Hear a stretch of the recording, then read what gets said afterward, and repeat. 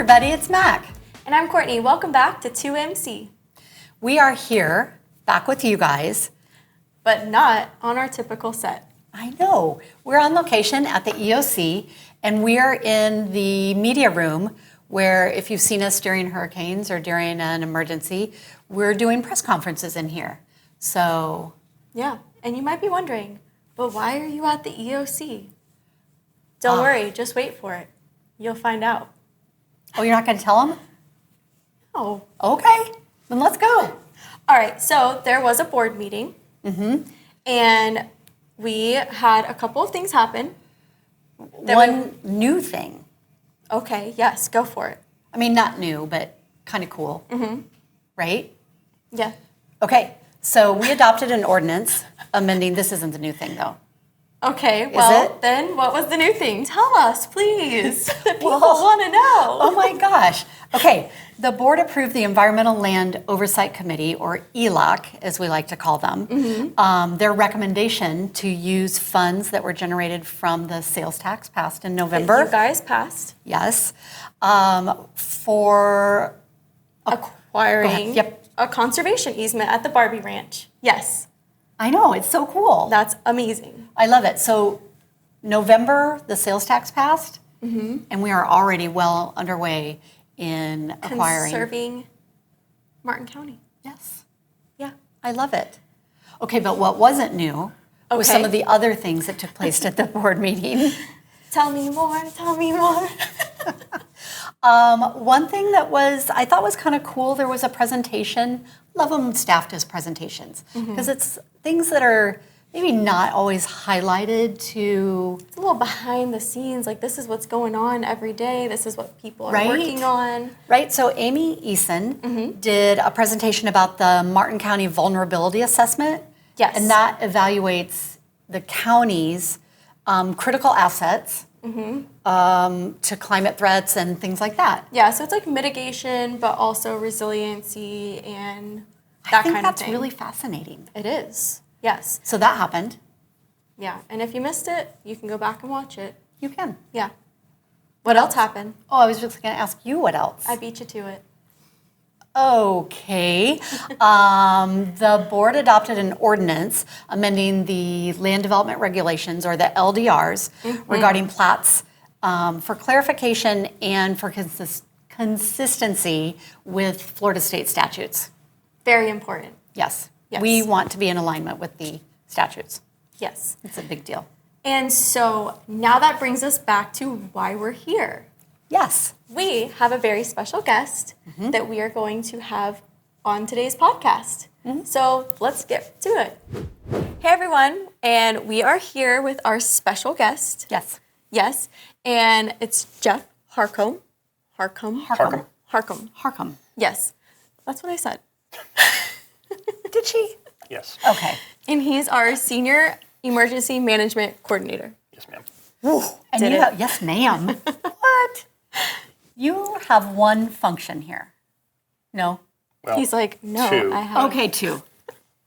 Your main job. Why don't you just tell us what your two functions are? I am the Radiological Emergency Preparedness Coordinator. Okay. In addition to the Training and Exercise Coordinator. So I've got that's two big jobs. Two of the Those are two. big programs. Yeah. In addition to other stuff that's given me. But those are my two major programs. You know, I think we're going to speak with Amy next week, and she's always talking a lot about training. So you focus on the training schedules. Yes. Cool. We determine as an agency what trainings our internal group and our outside partners need, and we either teach those in-house. Both Amy and I are instructors in a lot of the courses, or we bring in instructors from the region or all across the state to provide those courses And those that are we need. FEMA courses, right? Classes, yes. Yep. Because everything that happens in the EOC is really based on core principles of FEMA. Yeah. FEMA, Yep. yeah. And the 5 mission areas and all that. So yes. 5 missionaries. Do you want to go over them? Oh geez. Preparedness, protection, response, recovery, and mitigation. Wow. Nicely done. Nailed it. Wow. That was a good test didn't even because I didn't study. tell you we were going to do that. Yeah, it caught me off guard on that one. Yeah, sorry. Okay, so training. But the other, Well, I feel like another part of the training is also we work with FEMA to do exercises that we actually get graded on, right? Yes. Yeah, we and those do. are huge events do. for us. those are a big deal for us. Yeah. We have a big exercise coming up in early 2026. We do biannual radiological exercises with the power plant in St. Lucie County, with our Department of Health out of Orlando, with the BRC, Bureau of Radiation Control. Okay, yep. In addition to our FEMA partners out of Atlanta, they're the Technical and Hazards Division, and they kind of oversee the radiological part of the whole FEMA I would say that program. we talk a lot about emergencies, and when we talk with Amy, I'm sure we're going to talk hurricane preparedness and hurricane It's like hurricane, awareness. severe weather, like that kind of stuff. But Yes. there's also other So emergencies. you were talking about radiological. Yes. So some people may not know we have a power plant in St. Lucie County. It's surprising, yeah. When Because you go out and talk to communities. Yeah, and, I've right? done a couple of we call them outreaches to our communities, and I was surprised that there's a number of people in the community that don't know we have a power plant just 4 or 5 miles to the north of us. Right. That could impact us if something happens. Okay, so we do a lot of preparation. Like you said, we're planning for that exercise. What would you want people to know about radiological here in Martin County? Well, number one, I want them to know that we have a power plant Done. to the north of us. Yes. Check. As far as our hazards, I mean, we deal with all hazards, not just hurricanes, Sure. not just tornadoes. So the radiological incident or a radiological incident is really, really low on our list. We call it a low risk but a high consequence incident. Okay. If something should happen, it could be very impactful for the community. It could be very impactful for the state Right. with Right. the radiological radiological substance being dispersed all over the state. So I'd like the community to know, yes, number one, we have a power plant, and number two, we do have a plan internal that if something should happen, Martin County, St. Lucie County, Indian River, Okeechobee, Palm Beach, all of our partners counties Right. are prepared Even to the- protect the community if something should happen. Right, so you said Palm Beach, so even the counties south of us, Absolutely. Yep. they're a partner county for us. Palm Beach County is we call it our host county. If an incident should escalate to the point where we have to evacuate the community, we would evacuate all of our residents, tourists, everybody that's in Martin County to Palm Beach County. And they would go to 2 parks in Palm Beach County that would be pre-set up by the Palm Beach County Emergency Management, both Oka-Healy and John Prince Park. And the community would be taken care of with their health issues, decontaminate their vehicles and all of that. So it's a very big orchestrated program, Right. project that once we hit the go button, there's different steps that take place, and Palm Beach County is a vital part of our program here. Yeah, and so that's why the training and the FEMA exercises, that's Absolutely. also helpful because Yeah. we It's kind critical. of work through it Yeah. as an event would have happened, right? Right, So right. Unlike a hurricane or flooding that do take place, I don't want to say regularly, but it happens here. yeah, So we exercise for it and we actually experience it. This is something Absolutely. that we exercise for. And the way the radiological exercises biannually are set up, we practice an exercise, we practice a scenario. It'll be in January. We'll have the whole EOC. We'll activate it as a real event, and then FEMA evaluates us during our practice.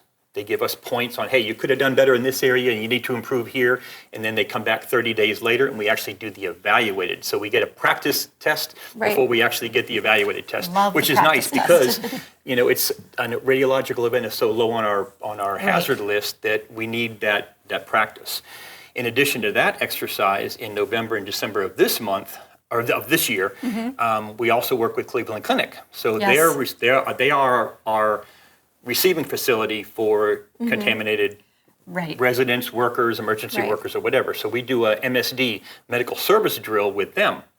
We have that coming up in November and December of this year. So we'll do a practice in November with the hospital staff and our fire rescue responders, and then in December we'll be evaluated on that. So we've got two really big. interesting. So basically every year we're doing whether it's a medical drill Right. or a full-scale exercise to keep us And on these our happen game to for the be radiological stuff. Back to back for you. So November, December. Oh yeah, January, it's- February. It's going to be a busy end of the year, first of next year for me. Yes, so. yeah.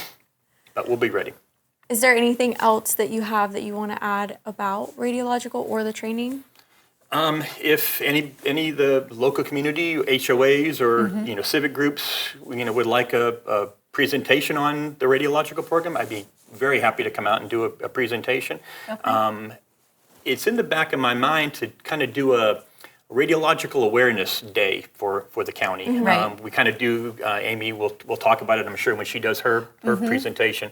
We do a hurricane awareness prior to hurricane season. We do tornado awareness, severe weather awareness. Right. I think in Martin County we need to do a radiological awareness day where we can just did it. get that information out to the community Sure. and provide them with pamphlets, provide them with a presentation to make them aware and make Good sure idea. that the community is prepared. So like I said, it's a low risk but a high consequence incident that we need to be prepared. I There's know. one We both thought of it at the same time. Go. siren testing. Siren testing. testing. Every quarter that comes up, we get phone Yes. calls. Why are the sirens going off? The sirens are very important. The sirens are paid for and maintained by FPL. Okay. There are 92 sirens in St. Lucie and Martin County. We have 27 of them. And they're tested quarterly. They're tested and serviced by FPL and their contractors. But the sirens are very important. People that have lived here for years know that when the sirens go off, it's something radiological. Right. And those sirens are tested quarterly so that if we have to notify the public immediately about something going wrong at the plant, the community will get instructions, tune to your local radio stations for further instructions, tune to your social media. So we use the siren as a broadcasting to the community, and then they can pinpoint through you guys, through our EM websites, Right. specifics on what they need to do, whether it's shelter in place until we figure out what's going on, or this is really bad, we're going to evacuate everybody for their safety, so that kind of thing. So they're going to get their instructions via the sirens. They need to be tested, that we need to make sure that they work And appropriately. that's the first Thursday of each quarter? And so our next siren test is going to be Thursday, September 4th. One thing about the community needs to know about the sirens, it's only for if you're outside. So if Sure. you're inside, with the way that the houses are built now, you might not hear the sirens. But when the sirens go off, you're going to get the text on your phone, Sure. the WIAs. So it's going to initiate other warning Other devices, messages, so that right. if you're at home or in your car, tune to the local radio stations for more information. But the sirens are designed for those that are outside, because we're so I love the parts of our testing. county is Yeah. rural. So yep, Testing and exercise. Yep. The key got to to be prepared. We're preparedness. always Yes. prepared. I like it. Perfect. Yeah. Thank you for Yeah, coming thank on. you so Thank you for having much. me. Yes. And I guess we'll be talking about your Preparedness Day, Awareness Day. We can talk and we'll put that together. I think that's Okay. going to be very important for right. the community. Thank you. Awesome. All right. Well, we'll see you guys over there on the other side of the podcast. That was cool. Very cool. I love, that's the first time Jeff's been on. It is. And talking about radiological stuff and the siren test. I think it was good. I think it was too. And they do, when the test runs, doesn't it go like, this is a test?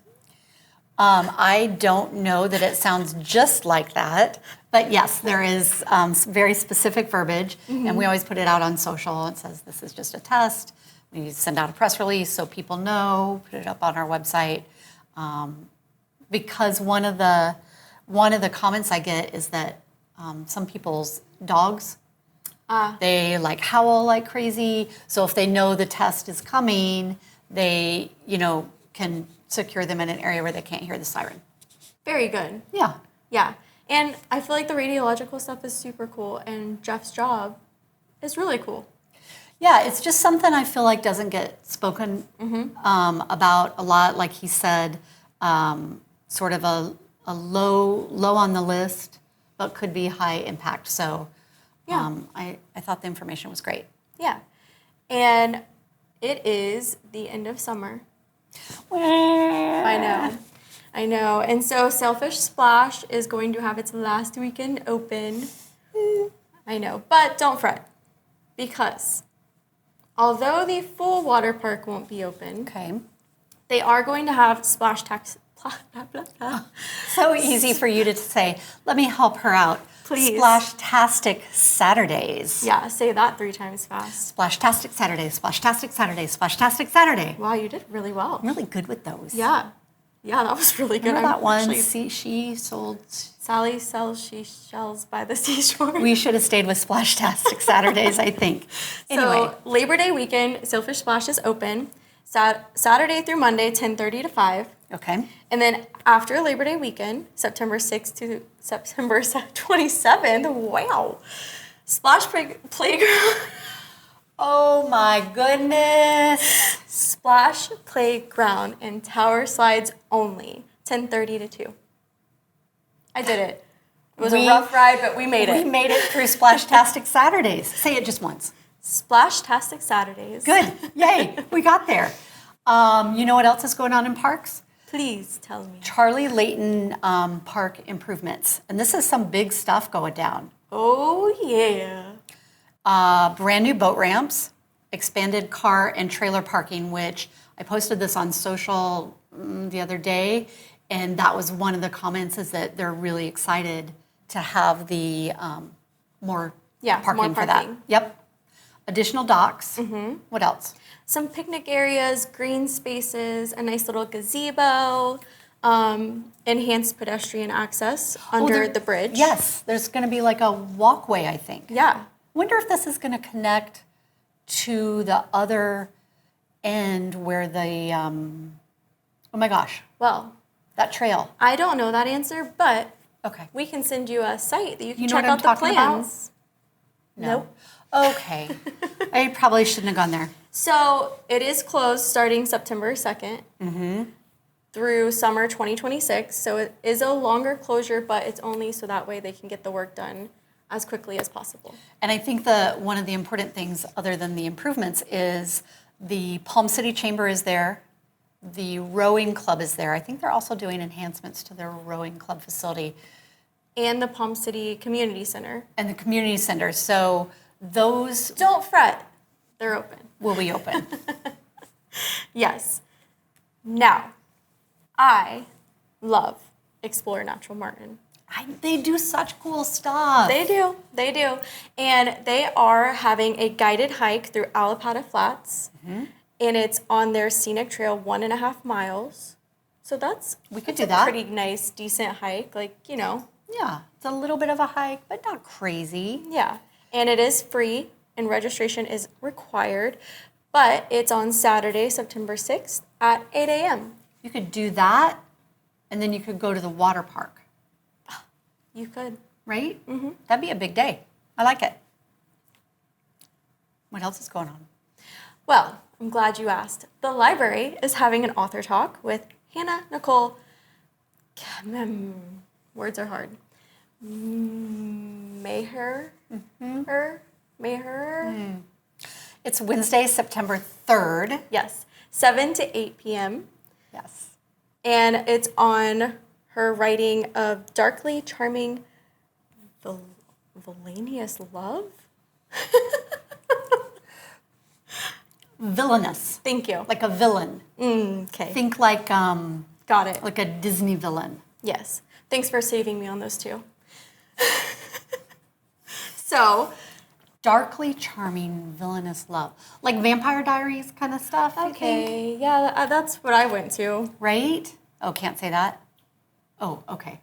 You already did. Are you team Damon or no? Okay. I mean,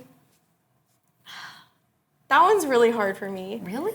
I know, because, Remember when he was on my screensaver for a while? Mm-hmm. Okay. yeah. I don't think I put that on there. Oh, I just hit my microphone. He is the best looking out of the two. So, that's where I stand. He is no longer a vampire, nor is he acting anymore. Right. He's Retired. selling bourbon. I have one of those bottles. Yeah. Autographed bottles from Paul Uh-huh. and Yeah.